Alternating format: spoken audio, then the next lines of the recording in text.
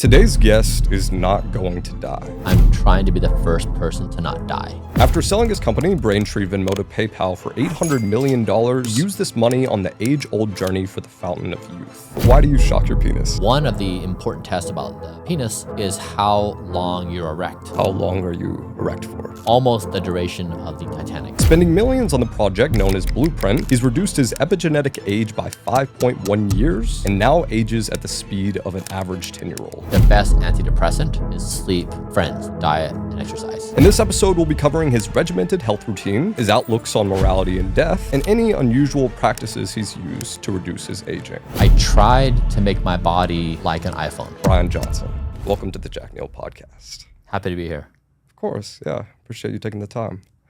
So Bryan, when are you going to die? I think it's the first time in human history where nobody knows that answer. Do you believe you'll die? It's not certain to me that it's inevitable anymore. I guess with the current technology, let's assume we're not looking forward. When would you estimate your death, based on the current data? I mean, there's really good data to predict life expectancy. I think in the US, this last year was 77.8 or something like that. That's a pretty good estimate. When you add on to that good health practices, you can also make an estimate. And then when you look at the person's genetics. But the thing that I think is interesting is when you map out how fast technology is progressing at this moment, both in artificial intelligence and also in the medical realm, you can evaluate that the coming years are not going to be like the previous years, and our rate of development is going to be radically accelerated. Yeah. And what that means, will we be able to find the fountain of youth? No one knows. But I think this is the most interesting question in existence, because when we think death is inevitable, we plan our lives around it. Everything is built upon that assumption. And if it's no longer the case, we are invited to reconstruct our entire reality. In the past few years, you've been on this journey. You've had an injury, I believe, but have you been sick, really? I never get sick. I got COVID in November of 2022, but outside, and I got a cold when I was traveling with my son. He had a cold. But no, I never get sick. Whereas before, when I was in poor health, I was sick all the time. Yeah, it's interesting. So, Bryan, your work has been quite revolutionary, so much so to where government executives reached out to you about Biden to see if there was anything you could do to help reverse his age. Did you think Joe Biden was too old for office? Yeah,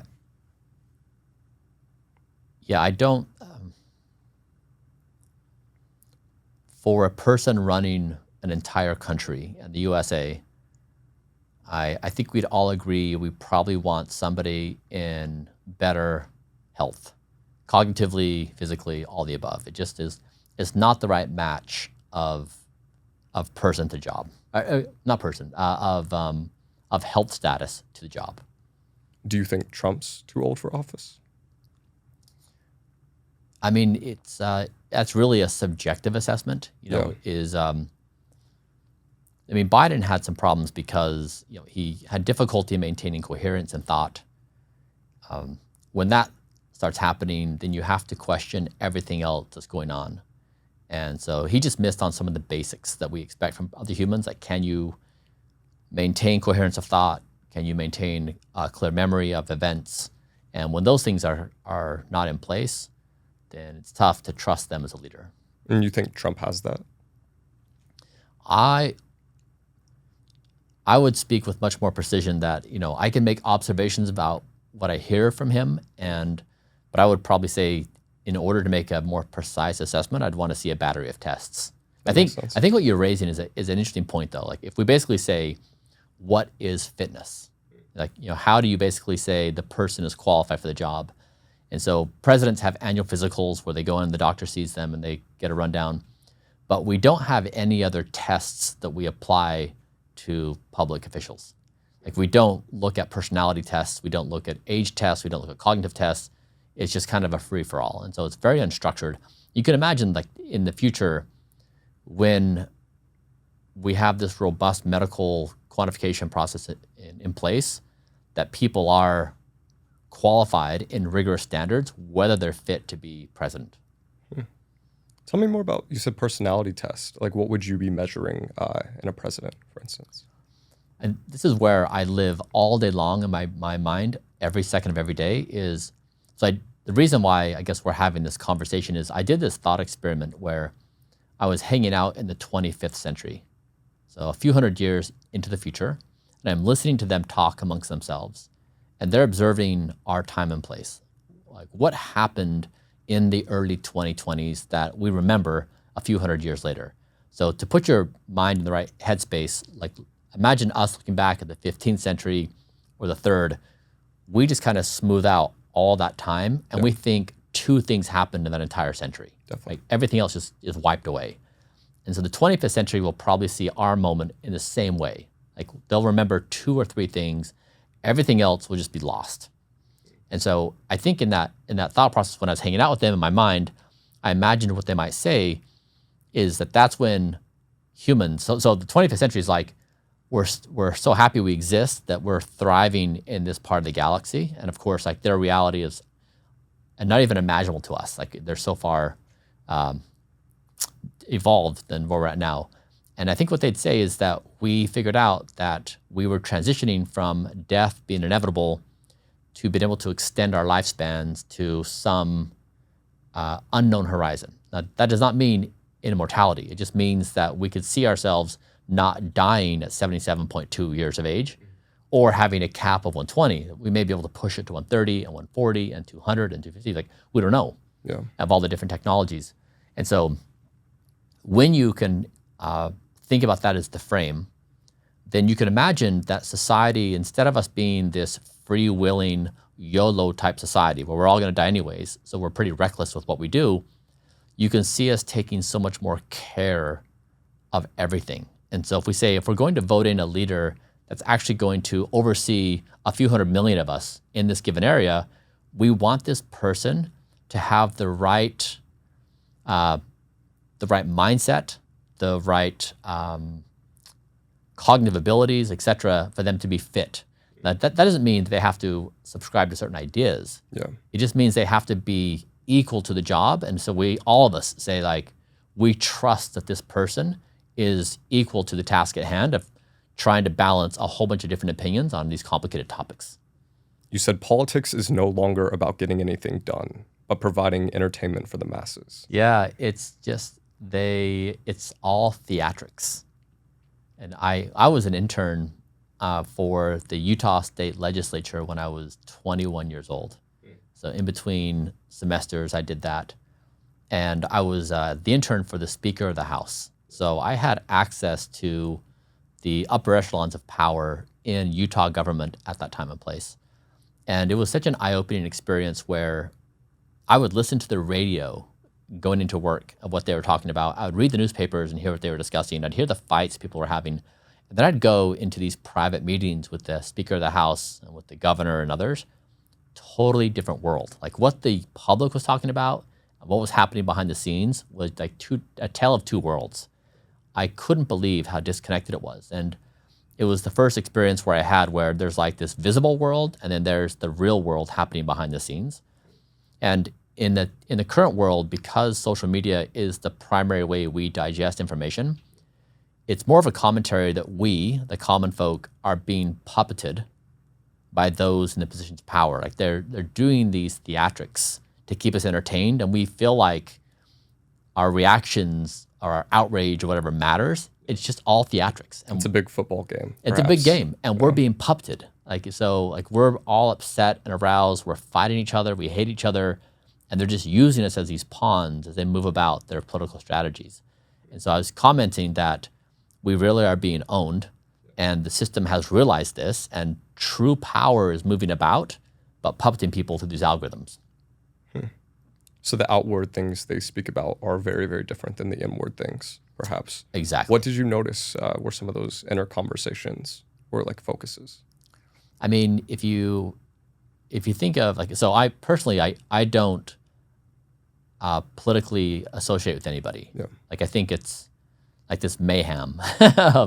And so I don't like the grouping and how we're tribal about it. But even like, when J.D. Vance was elected and he called, I think, Kamala like a cat mom, like some well-constructed insult that just was like so well-constructed that it just ignited this firestorm of response of like, what a terrible insult, how demeaning it is, like all these stereotypical things. And so Trump does the same thing, and Kamala Harris does the same thing, and Biden. They all do the same stuff. Like they're basically constructing these 1 or 2 second zingers that get everyone all fired up because it plays into this warfare we have. That's really interesting. Let's transition from politics a bit. So how do you live forever? Like, what does this realistically look like, the process? Yeah. I tried to make my body like an iPhone, right? Where you get updates on your phone, like they just show up and it's like, hey, can you spare a few minutes while I update myself? Yeah. But you don't have to change that code. You don't have to program it. It just happens on your behalf.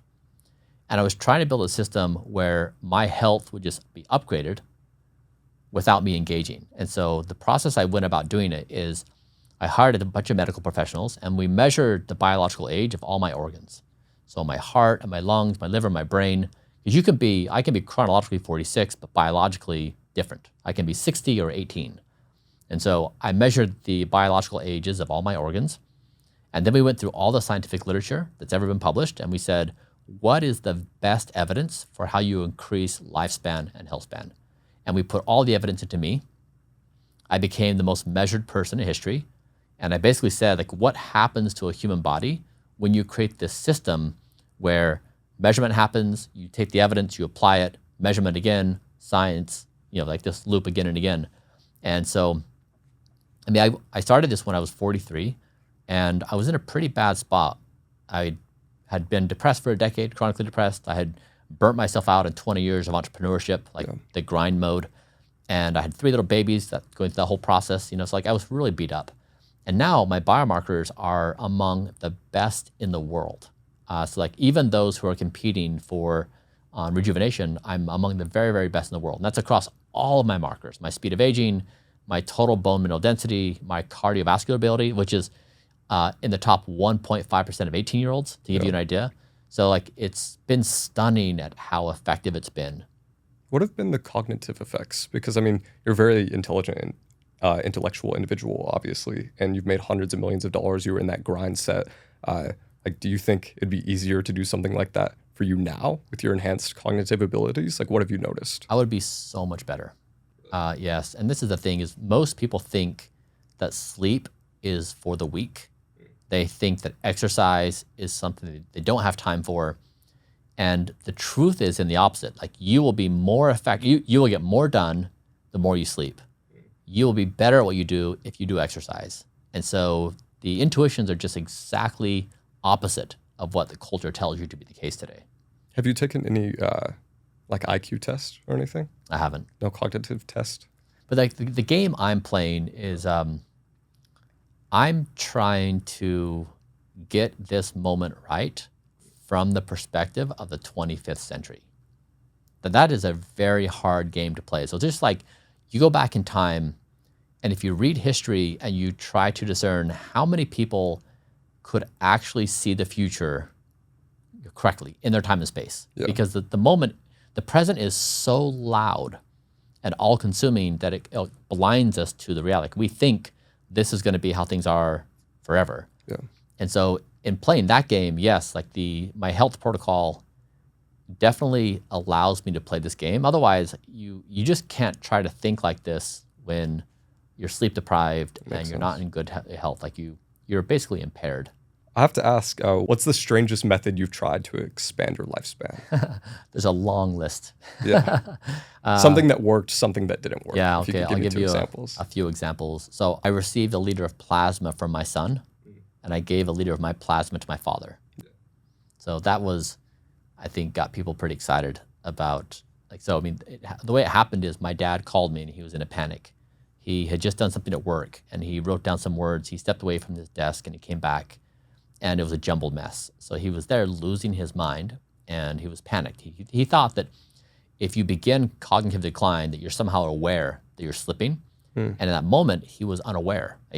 He thought he was writing cohesively, and he wasn't. And so he called me and said, I don't know what to do. I'm in a total panic. And so at the time, my team and I were looking at this plasma exchange as a therapy. And it's experimental. And I said, Dad, if you're interested, I'm happy to give you a liter of my plasma. There's these studies around rats, and they shared a circulatory system. And when they did it, the old mouse became a lot younger. And he said, I'll do anything. And so my son overheard this conversation, and he's like, I'm in. He's like, we'll do a tri-generational thing. And so we did it. So 1 liter from my son to me, he's 18, and me to my dad. And so the results, I didn't see any changes in my biomarkers, which makes sense because my biomarkers are about equivalent to an 18-year-old's on many You're markers. already so healthy, it wouldn't make sense for it to do much for you. Exactly, yeah. We wondered though, he's chronologically 18, would we see any effect? My father had a significant effect where his speed of aging dropped by the equivalent of 25 years. So he was aging at the rate of a 71-year-old, which is his chronological age, and it lowered it to a 46-year-old. And it stayed that way for 6 months. So a significant drop in how fast his biological clock was moving. And his coworkers, even subjective, would say what is going on? This is really? A different you being present. And he didn't implement any other health changes? He had already been on Blueprint for a beat. Right. So this was a pretty isolated intervention where nothing else was going on. So it was meaningful. And so actually the effect size he saw in his result was very similar to what we saw in the animal model. So oftentimes animal models do not translate to human models, but in this case it did. Interesting. What's something you've tried that didn't work? Yeah. It's not going to sound too weird. Our last guest eats the fetus of a sheep, for his health. He's a very strange guy. He ate the fetus of a sheep? Yeah. He was hunting in Africa and killed a sheep, and there was 6 fetuses inside, and he ate it raw. But wow. Okay. Why did he do that? He just likes that old animalistic hunter style, I guess. Likes to kill animals, eat them raw, drink blood, those kind of things. Oh, interesting. Yeah. Okay. I'm trying to think through that. Okay. What's something we've done that hasn't worked? Well, so I did 20 to 25% caloric restriction. So there's this idea that if you limit the number of calories you consume, that you can extend your life. Now, the evidence behind it is kind of controversial. It's not clear if that's the answer. And it's also not been done in humans. So when we first started doing this, I did a 20% caloric restriction. I got really skinny, too skinny. I lost a lot of fat in my face. And when you lose fat in your face, you look old. Yeah. And so even though all your biomarkers may be good, you still look old. And so when I was doing this endeavor, it didn't do me any favor where I'm so gaunt that people are like, this guy's 90. I'd say it didn't work because it wasn't good marketing for the project because my biomarkers told one story, but no one cares about biomarkers. They just look at appearance and they'll say I'm going to base my opinion solely on how you look. That's interesting. Have you gone to any tribes around the world or studied tribes that have claims of living long and adopted any of their methodologies? We haven't.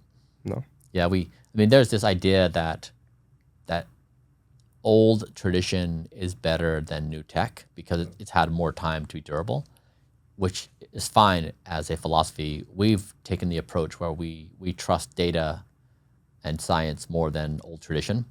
But I think both are valid. We're pretty humble that we really don't think one way is the right way, but we do speak entirely with data. So if somebody wants to put forward an opinion about a given thing, we don't tell a story or we don't, it's entirely here are my biomarkers. So as far as I know, I'm the only person in the world that just makes all of my biomarkers out there publicly transparent. Yeah. To push back on that a little bit, I think a lot of data and research is prompted for the aim of profit. And so a common saying of people that practice like Eastern medicine, like massage or like needle therapy, those kind of things, they say that those aren't widely adopted in the US. They aren't widely studied because there's no profit. There's no profit incentive. Have you adopted any of those like meditation, massage into your health regimen? Yeah. No, I haven't. And the reason is because when I got into this game, I call it a game because like it is. Yeah. The first observation was that everyone disagrees with everyone about everything. And everyone is an equal authority. So like the acupuncture practitioner is going to enter the conversation with a similar level of conviction on their practice as a neurosurgeon or as a Pilates teacher or as a runner. Like everyone is equally as convinced that they're correct. Definitely. And so that creates a really loud environment. And so what I try to say is, okay, I'm going to try to punch through the noise, and we're only going to speak with data, and specifically with biomarkers that we generally consider to be markers we evaluate. Like for example, someone's VO2 max, their cardiovascular ability, is a marker that is very predictive of longevity. And you can't really fake that. Like your body utilizes oxygen at a certain rate, you get a score. Now, so you match that up like that's a legitimate test. Your body is manifesting its function, or max heart rate, or like, cholesterol, which is like debated still, but we basically, if you list out all the biomarkers, we're trying to say we're going to play the game of the most scientifically rigorous standards, and then we will apply our techniques and then show you our data. And so I'm open to every modality. I have no bias for or against anything. What I do care about is that people can show that if you do a given thing, it has a certain effect. You were talking a bit earlier about calories. Do you think calories, when it equivalates to weight loss, is just calories in, calories out? Because a lot of people like to boil it down to that. Yeah. Do you think this is mostly true? Because in the past, you claimed intermittent fasting reduced a significant level of body fat while you were maintaining the same amount of calories. Yeah, it's so much more complicated. Really? Yeah. I mean, like the diet I have now, every calorie has had to fight for its life. Yeah. Like I don't eat anything that is superfluous or cool or fun or like nothing. So I love the food I eat. It's actually delicious. But I guess I just say that the precision of what we do, it has to achieve an effect in the body. And this is the kind of rigor I think which has allowed us to punch through, because otherwise, like when you go out and you're trying to make personal decisions on what you do, good luck. Like it's impossible, because you've listened to someone and you feel totally convinced that they must have it surely sorted. The next person contradicts them and does a takedown, and there you are trying to sort through. How do you make the difference? How do you reconcile the differences? So do you believe someone can, I don't know, eat 2,000 calories, say that's their basal metabolic rate, and lose body fat?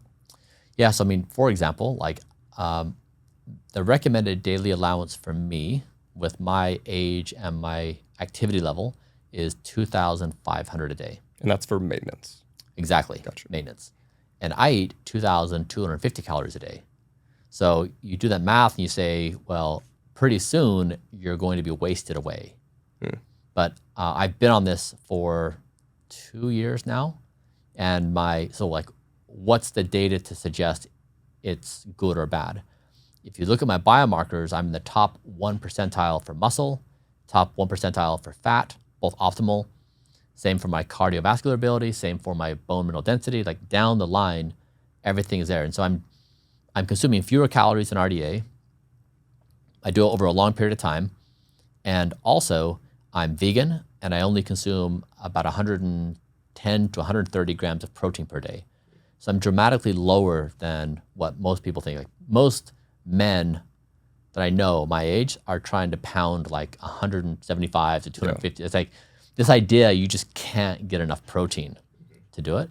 And so, yeah, it's like there's not one right way of doing this. However, I've showed that I'm doing a protocol that is basically contrary to what everyone says one should do. And yet, my biomarkers are still top of the world.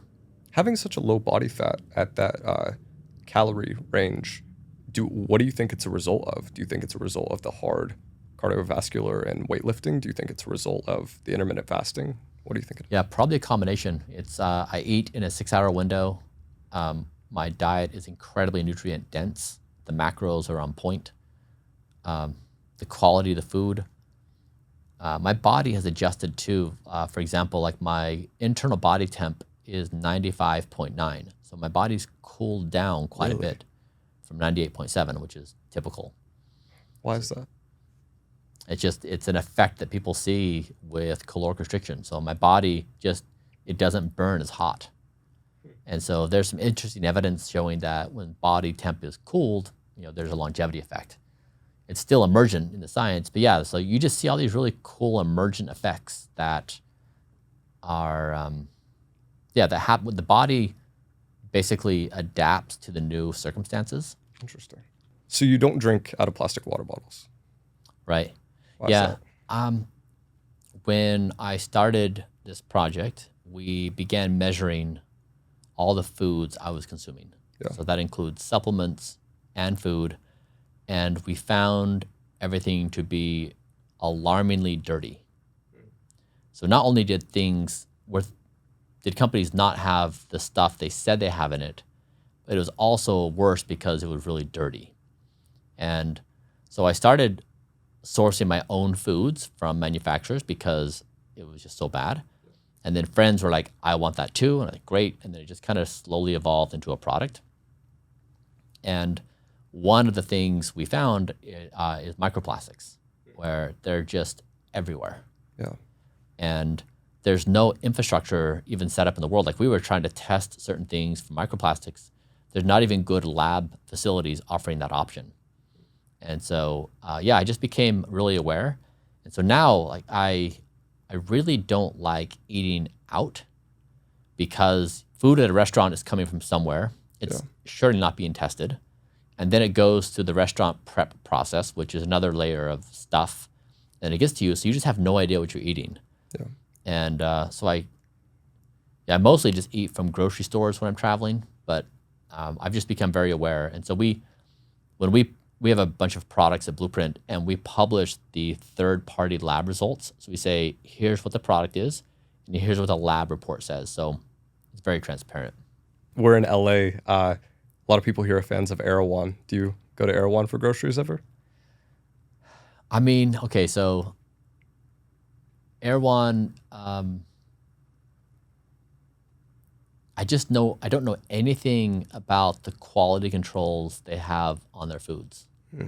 And so I know it's like the building is well designed. They've got a curated selection of foods that seem like they're healthy. It's not like a grocery store where you have just awful food. Yeah.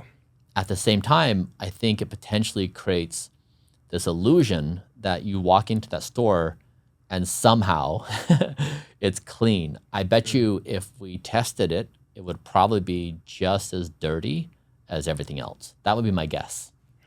Like unless you're specifically sourcing foods with certain levels of cleanliness, you're going to be subject to the world just being very dirty.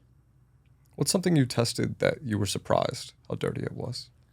We were making this product with broccoli powder. And so broccoli is not something that you normally think of as like dirty with heavy metals. Like it could be from pesticides. Like you could imagine like, okay, it's a crop that grows above the ground. Maybe they're spraying something that's bad, but you wouldn't think heavy metals. And we got it back and it was extremely high in lead. And we're like, this doesn't make any sense, like broccoli. Yeah.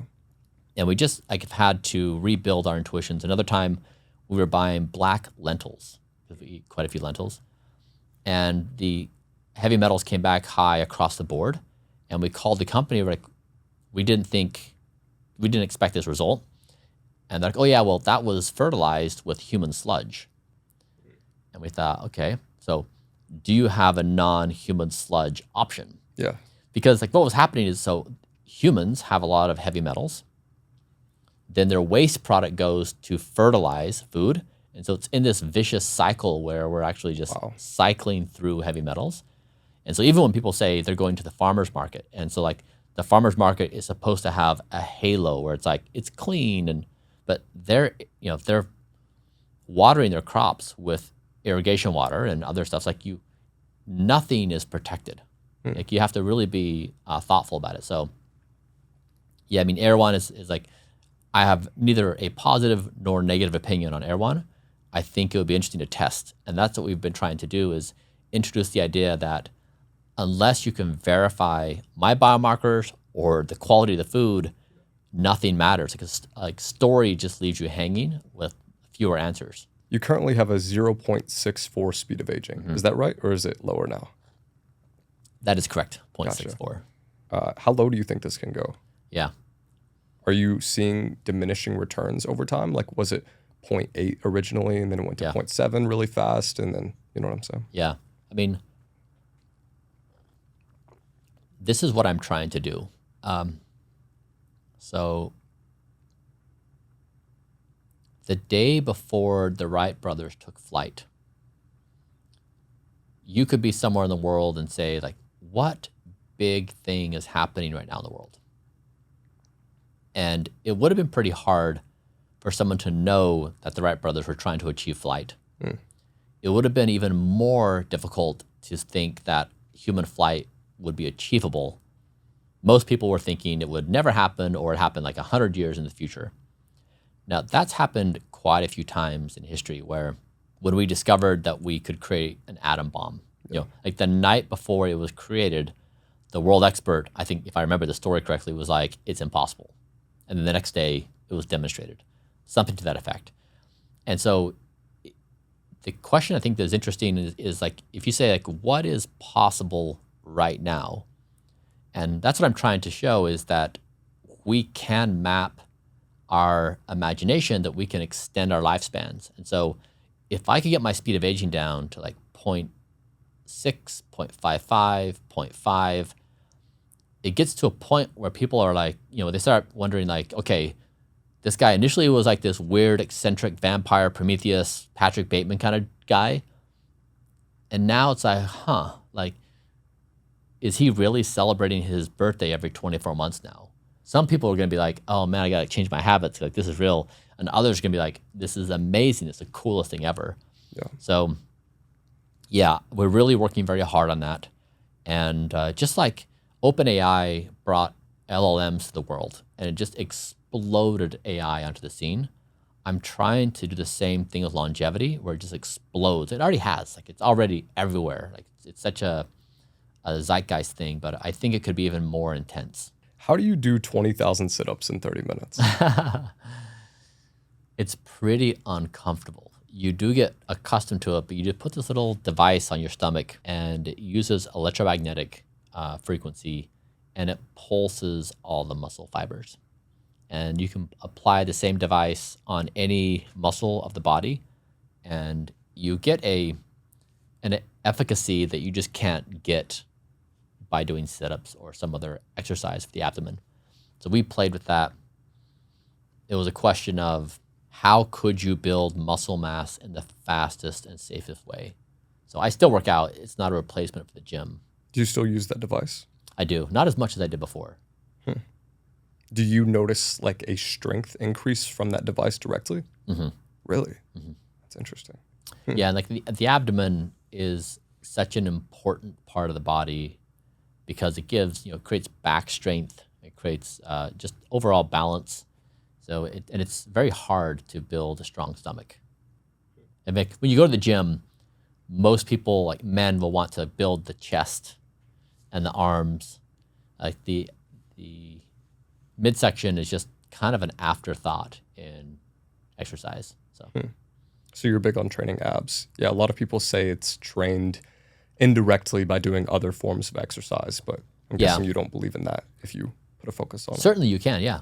Yeah, absolutely. And I guess what I'm saying is when you're really into gym culture, you definitely are, you want the six pack because that's like the crown of like, you know, superior. Like if you don't have a six pack, it's not topped off. Yeah. But if you're just an average gym goer, you're going to hit the elliptical machine for 20 minutes, do a few reps, you know, to curl, and like you're going to call it a day. But stopping to do sit-ups or like whatever your thing is to improve your midsection is probably not going to happen. Do you take any caffeine right now? Mm-mm. So this tea doesn't have caffeine in it? No, it's just herbal. Really? Yeah. Is there any, and if there was, like what's the optimal amount of caffeine for someone to take? Yeah.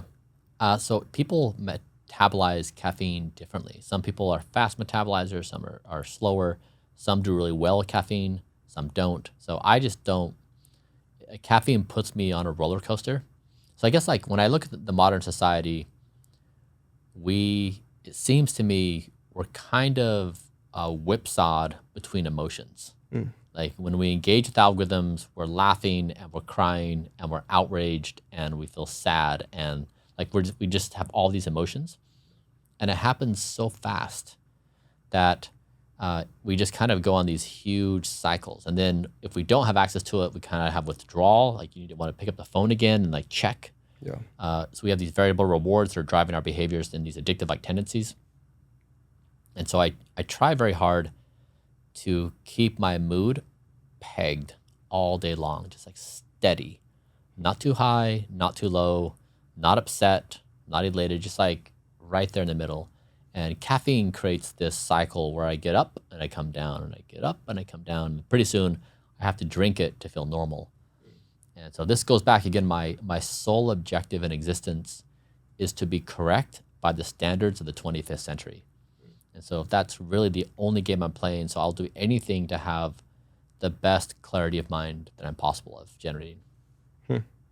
I guess by that same token, nicotine, people claim it has some cognitive enhancers, can reverse, or not reverse, but prevent Alzheimer's. Do you see any benefits of nicotine? It's addictive. So if somebody is in late stage and they have Alzheimer's or something like that, and I can see it having positive effects in that regard, sure. But if you're otherwise healthy, I wouldn't play with it. It's addictive, and it's just very, very hard to get off. You tweeted something along the lines of every cigarette you smoke takes 15 minutes off your life. Every 5 packs you smoke is a day off your life. Do you think cigarettes are probably the number one thing we need to take out? Yeah, it's a big one. Yeah, I've been trying to help people understand a die score. So how much do you die when you do a given thing? And so a lot of people don't think about it in that frame. It's like I want to relax, so I'm going to smoke a cigarette, or I want to have a night out with my friends where I drink a few glasses of wine and stay up late.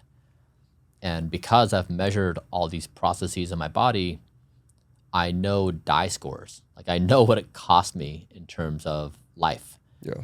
And so a cigarette is a really good entry point, and then you can bridge it to other stuff. So what are the top die scores? I published last week the genocide leaderboard, and I listed fast food companies in the US. And so you can look at some evidence and you can see that like this is back of the envelope math, but basically one Big Mac Happy Meal of $12.69 is equal to about a cigarette. And so that now helps understand that what fast food costs you in terms of life. I'm looking at the chart here you tweeted for the genocide leaderboard. Seems like Philip Morris is the most minutes of life lost per $1 spent. Yes. Yeah. If you look at you look at the revenue and the cost of life. Yeah. Because every dollar you spend with Philip Morris, 20 minutes. Yeah. of There life you lost. go. That's right. That's right. And then every dollar you spend on fast food is 49 seconds. That's really crazy to visualize it like that. What are your thoughts on like neurotherapeutic drugs? Like, what are your thoughts on Adderall, Zoloft, Xanax? Yeah. I mean, the data is pretty mixed on SSRIs and others. And so I guess I would come back to sometimes people do those things because they don't have the basics of health in place. They're not getting good sleep. They're not exercising, and their diet is terrible. And I think it's a very promising path to try to get those things in place. And then if that doesn't solve it, then try meds. But when you're doing meds to cover up on the life basics are off, it's a bad situation. Like I think that like the best antidepressant is sleep, diet, and exercise, and friends, like add community. Like you just do the basic things we know we need to thrive as humans. And then if we can't do it that way, but like it's hard because like I was chronically depressed for a decade.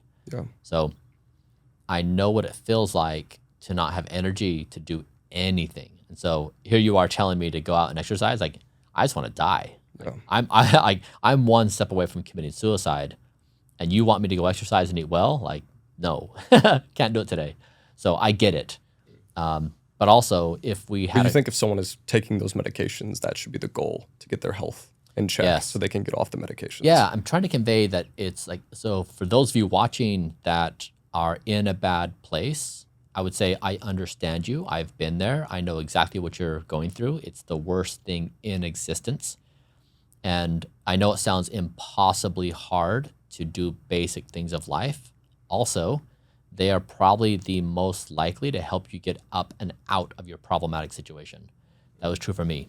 And it's the hardest thing. Somebody can't just be like, snap out of it. You're stuck and you can't get out.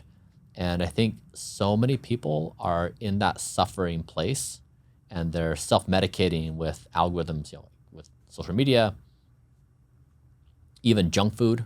Yeah. So we're just in this vicious cycle as a society. And so I think in some number of years in the future, we'll look back and be like, that was a crazy time to be human. Like we were all so crazy. So you eat chocolate every day? Yes. I saw your video you posted today testing all the chocolates. Yeah. Why do you eat chocolate every day? It's a superfood. So we went through and we tried to identify the best foods to consume, and then every calorie had to fight for its life, and cocoa made it through.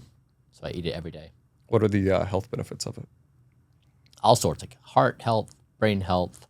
It has a class of flavonols that are very good for you. So in doing that, same thing as before, is you need to make sure what you're eating is clean. So we did this video where we measured the heavy metals in 10 supermarket chocolates, and then we looked at the good stuff, the flavonols, and the bad stuff, heavy metals, and then we gave them a score. Were these all dark chocolate? All dark chocolate. Gotcha. Yeah.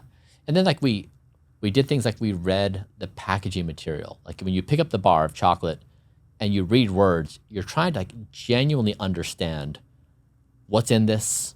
Is it good for me? And what we saw is there's absolutely no correlation with what they say with what the test results showed. And the point is, it doesn't matter what a company says. Their marketing language is pointless. In fact, it's worse than pointless because it's actively manipulating you. What you want to see is the data, above all. Like you want to see what's going in your body, and you want to see if it's clean. You want to know if it's going to have like a positive effect or negative effect. At the simplest level, do you think companies that advertise their calories, are they lying? I mean, many of the nutritional labels are just not accurate. Like a lot of what people say is in the product is not in the product. Like if Starbucks has something 700 calories, do you think it's probably 1,400 calories, 2,000 calories? Probably not that far. And I wonder, Starbucks probably has a lot to lose by mislabeling. So I'd say they're probably reasonably accurate. So like I'm speaking out of turn here. I don't know. Yeah. I just know from my experience that every time we've tested, like I'm trying to think of a time we've tested where someone's been on the dot. On the dot, or like straight up. And like, it's not to say everything has to be accurate. Like even in our testing, like we have a supplement that has like 15 different ingredients in it. And so if like you have vitamin E and it's supposed to be 50 milligrams, the actual amount in the tested may be 75 milligrams or 65 or 62.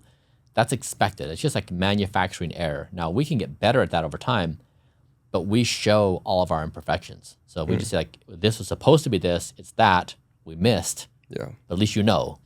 And so we're just trying to be honest with the process. So on supplements, I guess, you used to take over 100 pills every day. Now you just take 50. Why do you take 50 pills every day? It's like if you're trying to be the first person to take flight. And I'm trying to be the first person to not die. And we're trying to be as accurate as we can with every single thing that goes in my body. And so but that said, again, we're humble.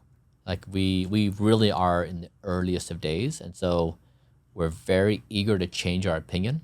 We are not righteous at all. Like we're open to other people's approaches. So we're really open-minded. We just try to have a rigorous scientific process that we go through. So you're technically not vegan because of the collagen peptides. That's correct. What are collagen peptides? Why don't they count as being vegan? Yeah. It's an essential input to the diet, and it's just something we can't get any other way. Yeah. And so in everything else I do, we can satisfy the body's nutritional needs and also optimize for longevity in a vegan fashion. So collagen peptides are the only exception. And where did those come from? Cow. Yeah. I mean, you can get, I mean, they can come from fish and cow and I think the majority are fish and cow. Do you think there's any, do you have any personal hypothesis that if you were on some sort of meat diet or incorporated more meat that you would be healthier and get better results? Yeah, entirely possible. Yeah. I'm vegan because of one simple observation is I hope that I think we want to be what we want AI to become. So I think AI over a certain duration of time is going to be superior to us in many, if not all ways. And we may not be in the alpha position like we are now, where right now we kind of do whatever we want to whatever species is at a lower level than us. Yeah. And it's a dreamy idea. Like, I don't know if my behavior is going to change anything about AI, but I do think it's a good gesture as a species that we're thoughtful as we give birth to a species that is superior to us, that we're aware of how we treat other species adjacent to us. How about animal products? Because I feel like that wouldn't fall in line with that level of logic, perhaps. Yeah. I mean, yeah, I don't have an answer for it. My opinion would just be like filling the air with words. Yeah. I guess I'm trying to argue for a level of conscientiousness about how we treat our bodies, how we treat animals, how we treat the planet. Like, we currently, like, even when you look at your own relationship with your body, people engage in all sorts of self-destructive behaviors. Like, they smoke and drink and don't sleep well and don't exercise. And they do that because, YOLO, Yeah. or because of social pressures or whatever, but they do it. And we do the same with planet Earth. We pollute the planet. We treat the planet the same way we treat our bodies, like unhinged, like debauchery. And then we also have this really nuanced relationship with animals. Like, sometimes they're our pets, sometimes we eat them raw. Yeah. So it's just the human condition we're in, and in any other circumstance, I think this argument would be different. But we're giving birth to a new species, and I think it really invites careful reflection. Do you have a familial history of hair loss? I do. So you're 46. You have a familial history of hair loss. Why aren't you bald? I almost was bald. Yeah, so I've grown my hair back substantially. Yeah, that's one of the things we've been trying very hard is like, so when people look at me, they're trying to assess the efficacy of the entirety of this project, not on my heart, which they can't see, but on my skin texture, my facial fat, my hair density, whether I'm fat or skinny, like how my body looks. And so, so we've tried very hard to reverse hair loss, and we've been successful. How'd you do it? So the current protocol, it's actually on my website, so I do 5 things. One is I have a topical solution that I apply 1 ml every day. I use a silicone hand scrubber you massage the scalp to generate blood flow. Once a month, I'll do a laser treatment. So I'm currently fasting, and so I have to swallow a whole bunch. I'm very sorry about this situation. This is I'm doing a 3-day fast. Wow. And this is my first one ever. And I'm finding for whatever reason, my body's generating a lot of, I need to swallow, so. What day are you on in the fast? I'm into, I'm hour 34. Jeez, wow. Yeah. It's tough. No, it's fine. I just I've never had this situation before. Yeah. So awkwardly, I'm trying to deal with it. I'll do a laser treatment 1 time a month. And then in that process, when you do laser, it'll also be applied with growth factors, which replaces PRP. So have you heard of PRP? No. So it's believed as one of the ways to treat hair loss is you draw your blood, you separate the red blood cells from the plasma, which is yellow, and then you concentrate the yellow stuff and you re-inject it into the scalp. It's very painful. And the idea is that helps hair follicles regenerate. But we stopped doing PRP. We tried that for several years. It wasn't effective. So it's this laser plus this growth factor. And then I take oral minoxidil, 3.75 milligrams. Again, this is all on my website. If you go to blueprint.bryanjohnson.com and you go to my protocol page, I have there listed for free everything I do, including the practitioners I use. So you can call them, you can do the same thing I do. Yeah. I've tried to make it dead simple for everybody to just do exactly what I do. On hair loss, do you use typical shampoos and conditioners? Yeah, we've tried a few different products over the years. I don't think that shampoos make a big difference. I think it's probably the laser, the growth factors, the that topical solution, and then the scrubber. Or I guess I don't mean making a difference on adding hair, but could they potentially cause the hair loss? Oh, interesting. Yeah, I mean, I think, your point is correct. Shampoos are dirty. Yeah.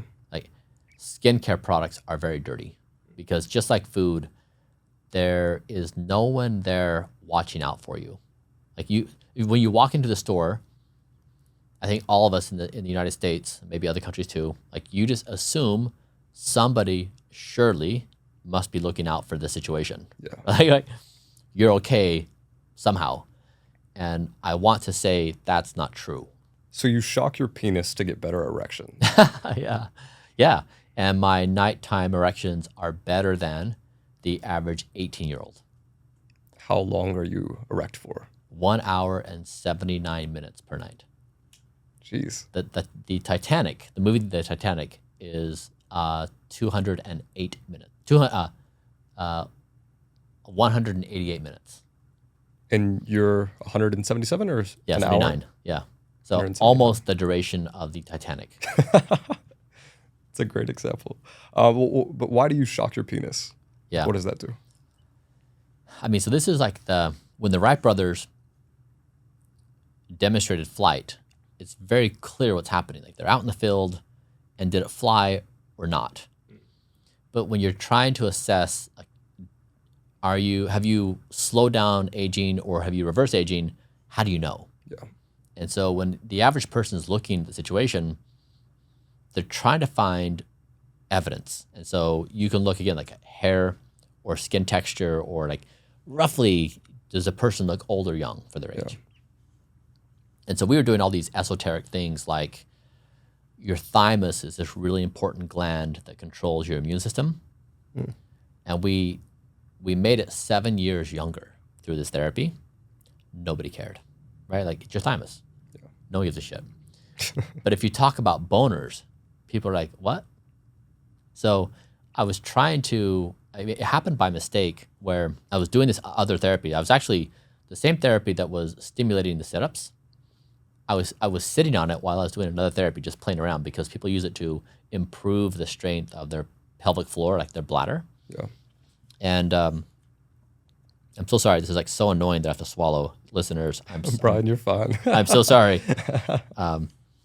So I was sitting there and I noticed that I started having so many nighttime boners. And so I asked my team, why am I having so many boners? And like, what is this? And so then we jumped into the literature. We're like, okay, so this is fun. How could you actually quantify the age of a penis? And so we looked at all the literature and we said, okay, we're going to basically, I'm going to have the most quantified penis in the world. And so I did all these tests.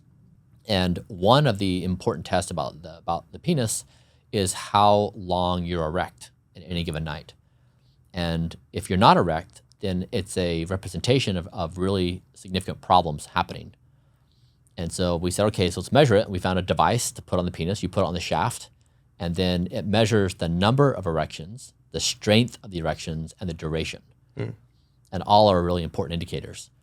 And so we took a baseline measurement that we did the end after results, but we shocked it because once you have the baseline measurement, the question becomes, what do you do to improve it? And the same is true with hair. Like, if you're losing your hair, you can see you're losing hair. How do you not lose hair? Yeah. So if you're losing boner time, how do you not lose boner time? And so it's the same question. We're just trying to teach people there is a process to use science to actually do something that changes the course of that age process. And so the shockwave was a therapy that had been shown to work in people with erectile dysfunction. And so we wondered, if it worked for people with ED, will it work for me? Well, I didn't. And so it did. So you said length of nighttime erections is a good indicator of physical health. I'm guessing it has something to do with mental health as well. It does. But I guess I'd had someone on the podcast claim that wet dreams were also a good indicator of physical health. Have you noticed anything there? I don't know the research, but again, like, I would love to dig into it, because up until I was doing the nighttime erections, I had never heard anyone ever in the field talk about that as an important marker for age. Really? Never. Huh. Like, not a single person.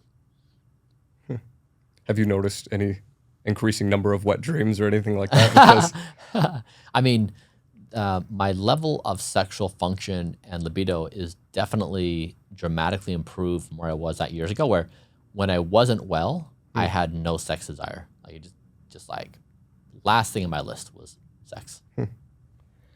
What psychological practices are you implementing to optimize for health, if any? Yeah. I just feel like having a perfect sleep score, well-balanced sexual health kind of ties into those things. I mean, I guess like probably the most important one is I really switched my mindset where I genuinely have this relationship with the 25th century, as weird as that sounds, because I have a deep relationship with people of the past, people who are dead. And I genuinely care more about what they think of me, the 25th century, than I do what people in this time and place do. And so that's helpful, because when people are criticizing me now, I can reason that basically anytime anyone in history has tried to do something impossibly hard, they're always criticized. So it's not a blanket excuse that I do anything, but it's like my sincerest attempt at being accurate. And so it really allows me to maintain a very positive disposition, that when people say things about me, they're just doing their thing in 2024, responding with the knowledge they have about the world. They're not thinking about past this moment. They're just like this reflexive response. So I'd say that really it makes me almost entirely immune to criticism. I just don't feel it. In fact, I just find it to be funny. Yeah. So I'd say that's like a really healthy relationship. Like a lot of people, there's been so much hate that has come my way. And I hear a lot that people are just surprised that I'm not negatively affected by it. I know a lot of YouTubers who like they can't even look at their comments. Like, it's so brutal that their team will curate the best comments and be like, here's what people are saying, but they can't stomach the negativity. With that negativity, have there been anything that particularly stuck out to you as, oh, maybe I should adjust this a little bit? Or is it all, this is the way, this is the path, and they just don't get it yet? Yeah, I mean, the comments on my face fat were on point. You know, like as healthy as I was, I looked old. Yeah. And so I think that's great feedback. And so we started Operation Babyface. So we've been trying to, rebuilding fat in the face is so hard. And so I haven't had any surgeries. I haven't had any fillers. And so it's like doing that is very, very hard. And so I'd say that there's been several things we've gotten feedback on, which are great. Have you considered any of those surgeries? I mean, I'm open to it. Some people get like collagen injections, I think. I don't know the science there. But. Yeah. I'm definitely open to all things. I learned very early on to never say never with Blueprint. Yeah. Like we do things now that I never thought we'd be doing. So I'm open to it, but I've tried to the best of my ability to show genuine science, and like surgeries and other things just kind of mask it. But yeah, I'm open to. We're going to evolve into different things, and I'm sure I'll be surprised. We talked earlier about the genocide leaderboard and kind of how these different companies are systematically trying to kill us in a way. Yes. Are you vaccinated? I am. You are vaccinated? Yeah. Do you see any controversies around vaccines, like with that there might be things in them that you haven't personally tested that could be harmful? I guess? I mean, the vaccination conversation is so hard to have. So like COVID happened and the world is in a wall of a world of fog. Like no one can see anything. Society is shut down. Everyone's upset. We don't know who to trust. And so this vaccine comes. Like most of us have been vaccinated for various things like polio and other things. So like there's a reason to believe that vaccines work for certain things. And if we have government systems of trust, like when the FDA approves something, we're like, okay, like stamp of approval. So I understand, like I took the vaccine under that process. Like we're in the fog, we don't know. It's a brand new thing, we don't know. Yeah. Is the vaccine better than getting in COVID? We don't know. We just had no data. And so it's gotten to a point now where like there's just no way to have rational debate. And it's really sad because I think a lot of us were trying to do the very best we could with the information we had. We've learned more over time. Like I know I got COVID. I didn't get COVID for the first 2 years. I got it in November of 2022. And I was measuring all my whole body at that time, right? And so I saw COVID aged my lungs by 19 years. So the age of my lungs increased by 19 years. And also had dramatic effects on my heart. And so we saw in real time how bad COVID was for my body. Now, no one else had that. To this day, I haven't heard of anybody who has longitudinal measurements before COVID and after COVID. We were doing the entire process. I know. I'm very shocked to hear this information. Yeah, so it was devastating. And so we've been trying to dig out from that damage. But if you listen to people's opinions, they'll say, COVID wasn't that bad. I have a few sniffles and a fever for 24 hours, but like otherwise not a bad situation. But they were saying that based upon their subjective experience, not on measurement. And when you measure something, it's entirely different than what you're experiencing. Like sometimes, right? And that was the case here. And so Did you measure anyone else that had it? No, just myself. Yeah. Did you feel those effects deeply? Like, were you surprised that it was that? I didn't. I could not notice them. Yeah. Huh. It only came up on measurement. And so in this situation, like, would it have been worse with the vaccine? Maybe. Did the vaccine cause damage that I otherwise caused damage by itself? Maybe. Like, I think we're still trying to figure out, did people behave poorly with try to move information. Was the government competent? No. Were they a disaster? Yes. So like it was just like a breakdown of all the systems we trust, and that's just not helpful for society because now everyone is so skeptical that they can't trust anyone, and so it's just kind of like a bonfire of a situation. Like everyone's losing. Like no one's winning in this conversation. We're all just hurting the situation even more. By that same token, did you test your biomarkers before and after you received the vaccine? We have, yeah. We haven't. Did you notice any significant differences? We haven't picked up any changes. Huh. Which is not to say it didn't. How about like boosters and those kind of things, or any new vaccines like the flu shot, for instance? No. We have not been able to pick up any change outside of the change that happened when I got COVID. Now, that's not to say that nothing happened. It's just to say we can't detect it. So I'm open that. As healthy as it is, Bryan, you don't trust your gut. That's correct. Why don't you trust your gut? I'm on the extreme of just about everything to what the norm is in 2023.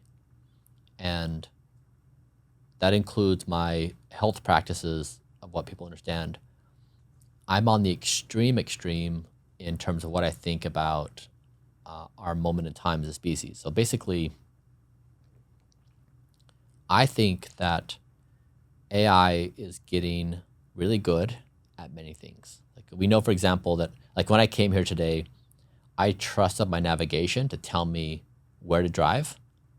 I didn't use a map, and I didn't try to like learn where traffic patterns was. I really trusted the algorithm. So I entirely trusted the algorithm to make me land today. Now we trust algorithms in like dozens of places every day. We just don't even know they're present. They're just invisible now. And algorithms are so good, we say yes to them because they do things we can't do ourselves. And what I proposed a couple of years ago was I said, okay, I think that an algorithm is going to take better care of me than I can myself. I'm going to shift the responsibility, the authority from my mind, where like right now, if you and I were got to eat, we're like, what do you want to eat? Well, burger and fries sounds great, right? Like whatever. But it's like an offhanded remark. Now, if you were to say, hey, organs, what do you want to eat? Like, hey, heart and liver, what kind of things do you want? They're probably not going to say fast food. Yeah. They're going to say something else. And so I gave my organs authority to decide what my body would consume. So in that regard, I don't trust my mind because my mind is a conniving, manipulating, self-destruction machine that justifies everything it imagines for its own existence. But it definitely, my mind is my worst nemesis. It's interesting because many argue that human motivation is based in like self-defense and self-preservation, and that's kind of the goal of your whole mission. Don't die. Why would your brain not be optimizing to not die? This is the conundrum, right? So like you can be trying to avoid death by looking both ways before you cross the street and also be smoking a cigarette. We live in don't die and die at the same time. All of us do. And we just kind of blur those worlds. We just kind of push it out of the mind that we're shortening our lives with a cigarette because we're like, I want to relax. And so this is it's the conundrum of being human, that we both will do anything to not die in this moment, and we'll do anything to feel some arousal no matter what it costs us. Bryan, you might not like this thought experiment because you don't believe in it, but if we came to significant scientific evidence that we could not live forever, what would be your outlook on life? Yeah, the science is probably wrong.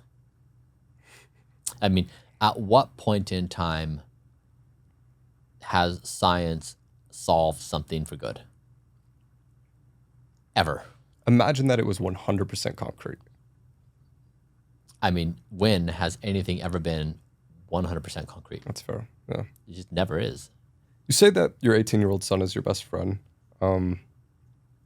As a business owner and someone that has done significant things in that world. How do you systematize parenthood? Yeah.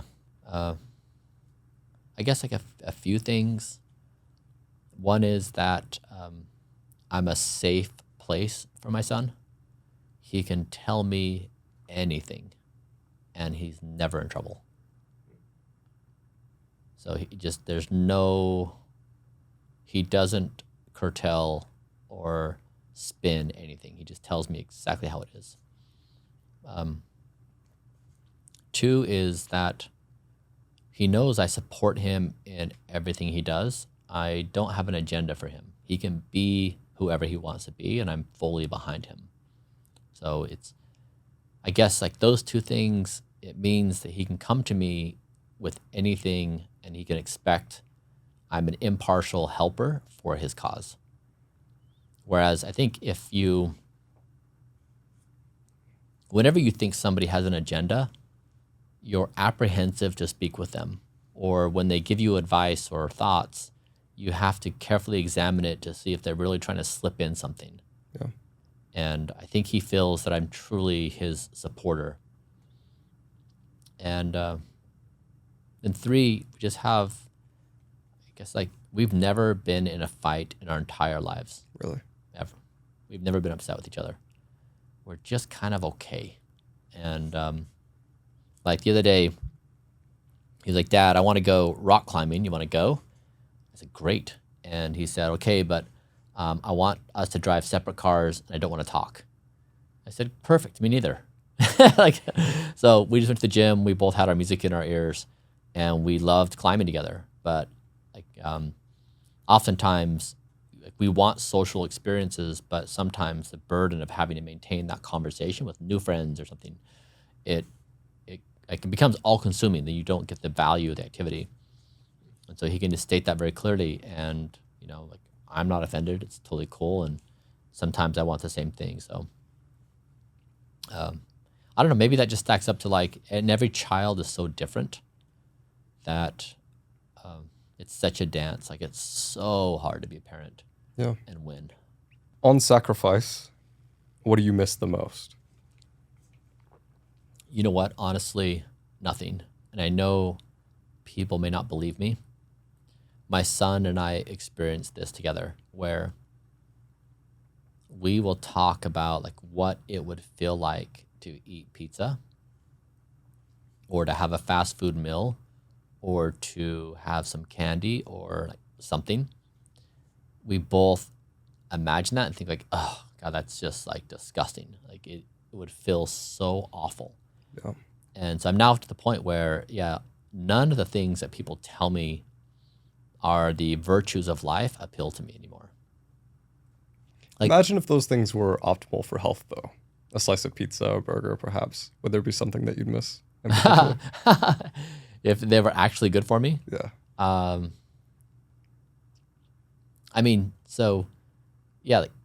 Fast food is designed to be addictive. It's an entire science. So the fats and the salts, right? It's designed to, and all the entire processed food industry, it's designed to get you addicted. So once you're in that addiction loop, you do feel a pleasure from it, right? Because you're satiating that addiction desire. But now I'm outside of it. I don't want it, because I know the follow-on effects.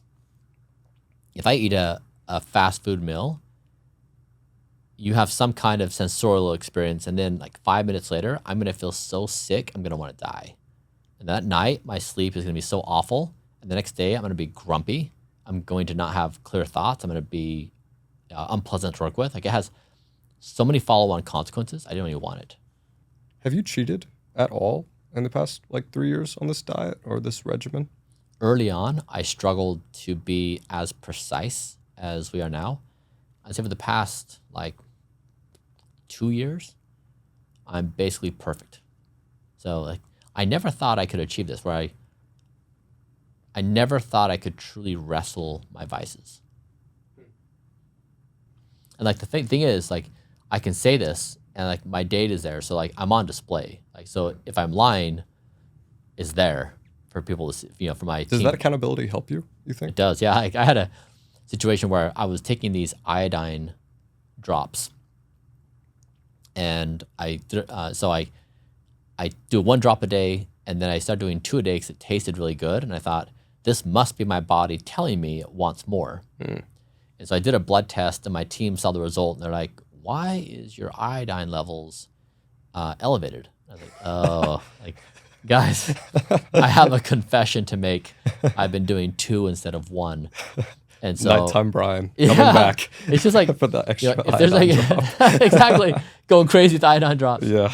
But like, there's been this imagination of religion that there's a God that, that sees all of your deeds and knows of your sins. Or we even did this with Santa Claus, where he knows if you've been naughty or nice. And now, I mean, I basically have that IRL with my data. Like, I'm on, like, I can't hide my sins. It's there. Bryan, what do you believe you're better at than anyone else? Oh, I think I'm the best don't die person in history. Why? I don't think anyone in history has taken don't die as seriously or as rigorously as I have. Like, I think, like, and this is like what I'm vying for is, certain groups, individuals or groups throughout history, they become hyper-focused on trying to do a thing that changes the course of history. And that's what I'm trying to do here, is I'm trying to change the course of intelligence in this part of the galaxy to point us away from die and entirely towards don't die. And so it's like I thought about this for a decade. Like, what one thing can I do? I think this is the fulcrum of the biggest leverage point in history. Because, like, if you develop AI, what do you use it for?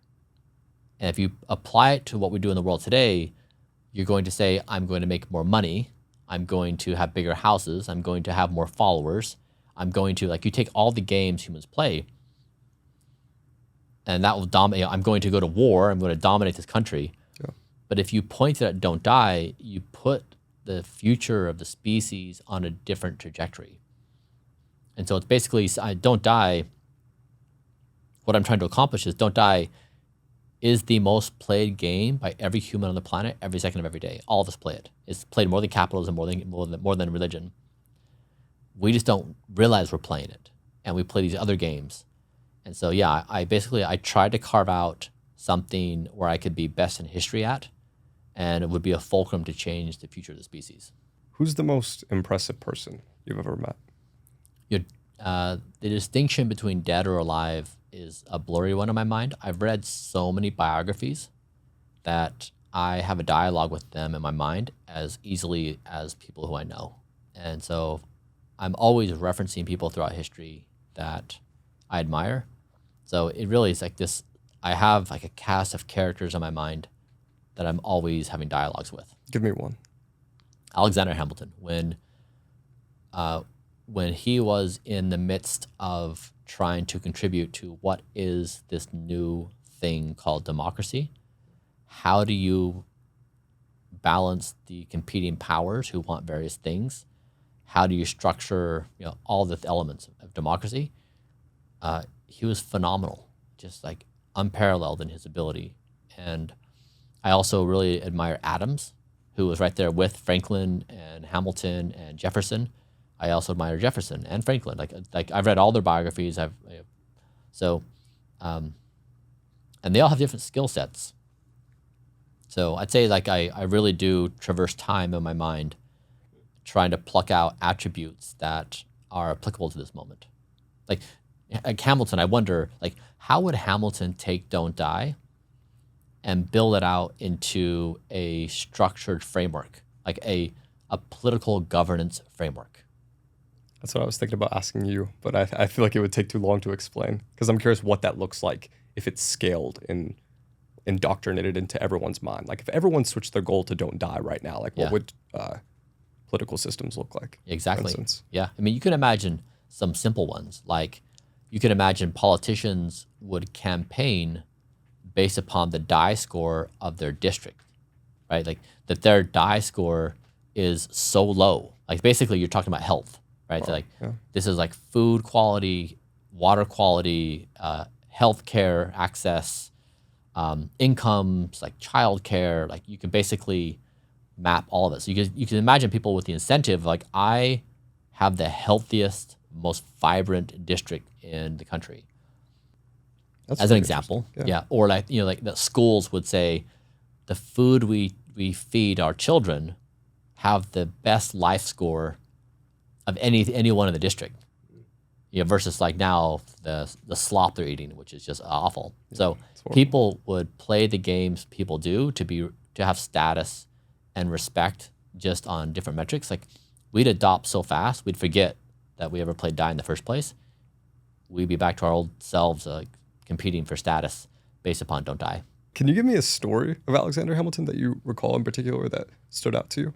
Anything off the top of your head? When he was writing the Federalist Papers, he wrote something like, I forget the number, like 26 essays in like 28 days, each one being incredibly nuanced and eloquent. His productivity was just off the charts. Like the capacity of his mind to generate those new ideas and stitch these things together is remarkable. That's really interesting. Bryan, last question. What's the best piece of advice you've ever received? I would say it's the advice that I've learned. No one's given to me. I've learned. I don't trust anything. I don't trust my mind. I don't trust others. I don't trust data. I don't trust science. Like I don't trust my experience of reality. Like they're all accurate and inaccurate to some degree. And in time, we figure out the nuanced ways in which they're accurate and also inaccurate. And some of them are more accurate than the other. But like my mind, I just don't trust almost anything that my mind says. And it's like, if I put my hand out, like can I grab this cup? Like I do trust that function. But if I ask my mind, can you help me understand whether I should feel like I should be positive about the future or negative? My mind doesn't know. It's an impossibility. So like what I'd hope my mind would say, be like, Bryan, that's an impossibility to actually determine, because whatever, all the stated reasons. But instead, my mind's like, the world's falling apart, everything's awful. We're definitely not going to make it through as a species. So yeah, it's my life has been a systematic deconstruction of trust structures, and to be skeptical and cautious, and to hold on with your life of everything you can, which is why on the don't die thing, we're based on data for everything. Like data is the most trustworthy thing we have among a whole bunch of other untrustworthy things. Even though data is not conclusive and all encompassing, like there's still some shortcomings with it. Yeah. So I would just say, yeah, full spectrum, that all of us would do a lot better if we just distrusted everything. Not to the point of chaos. We do need structures of trust in some things, but I think we lean too far in just assuming that we can trust institutions, our own thoughts, etc.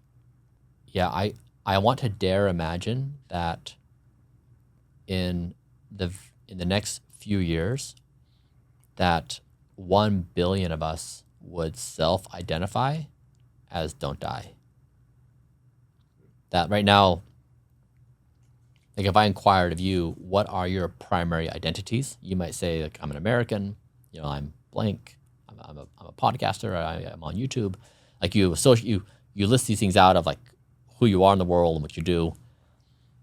I would hope that don't die would be in the top 1, 2, or 3 slot for 1 billion people.